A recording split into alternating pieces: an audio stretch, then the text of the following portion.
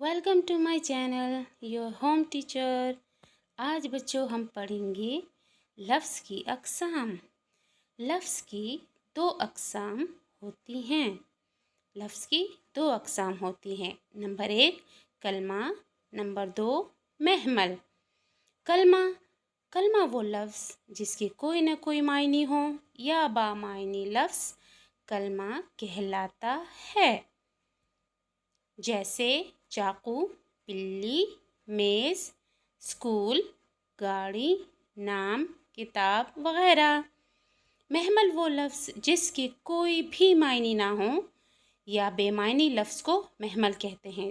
मसलन सचमुच, गुमसुम, मैल कुचैल, रोटी वोटी, झूठ मूठ, चाकू शाकू वगैरह।